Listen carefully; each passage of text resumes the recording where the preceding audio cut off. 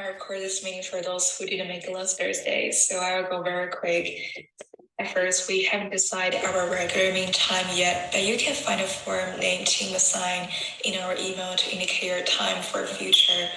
So one question people like to ask for our club is, what your club actually do? Will you really go for a trip to the ocean, or will you do ocean research and stay in school?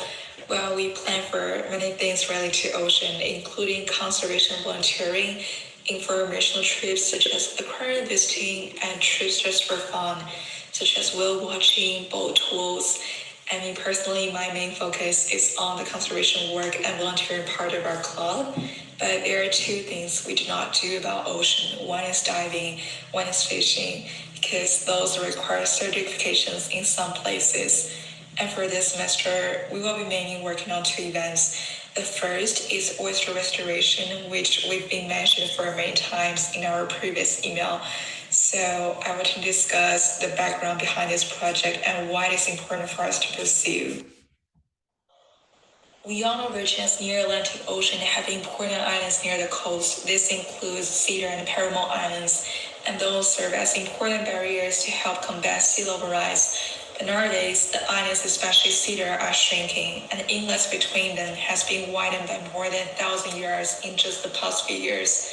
This results in the loss of massive marsh. So people living there are experiencing increased daily wave activities and sea level rise.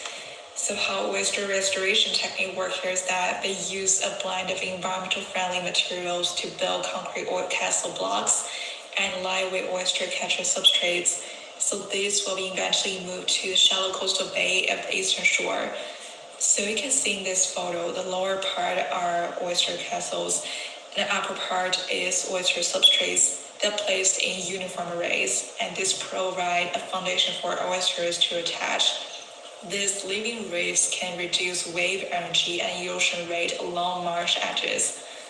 So in this picture, you can see as oyster reefs grow, they build vertically, keep us with the sea level rise. And let's take a closer look at these two techniques. First, oyster castle. So this is a traditional technique that has been applied for a long time. Each piece of castle is around 30 pounds, and volunteers will need to move and assemble them and spend a few hours on water during low tides. And another technique is oyster substrates. So you can see the volunteers are mixing concrete and rolling fabric here. And each piece is around 13 pounds, and this is a relatively new and low duty work.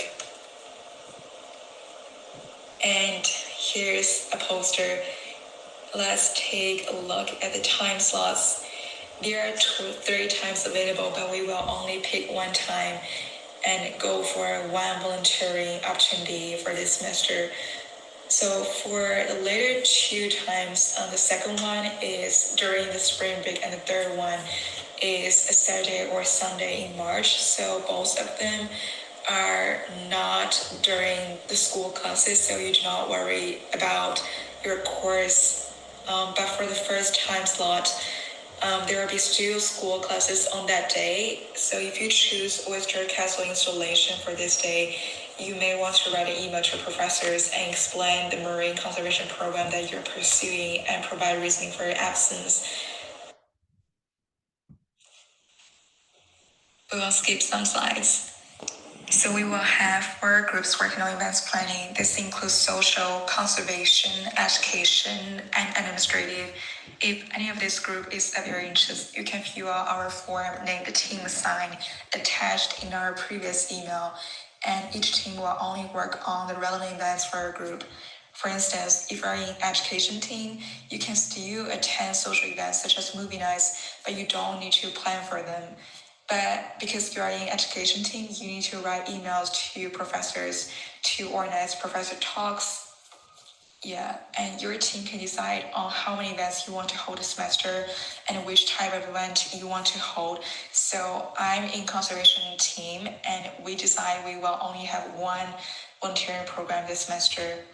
And once you're assigned to those teams, commitment will be typically 2 hours a week.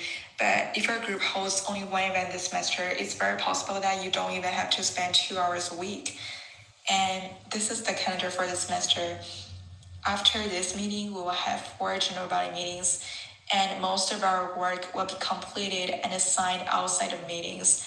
And way of communication really depends on what group members prefer, but we highly suggest emails and group me as main contacts.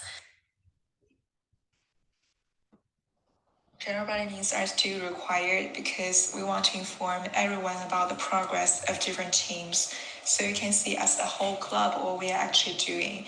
And if you have any problems that cannot be easily addressed by email, you don't need to schedule a time and book meeting rooms for a group by yourself. You can just come to our general body meeting and discuss. And each meeting will be composed of 10 minutes of announcements, 30 minutes of group discussion, and 5 minutes of summary.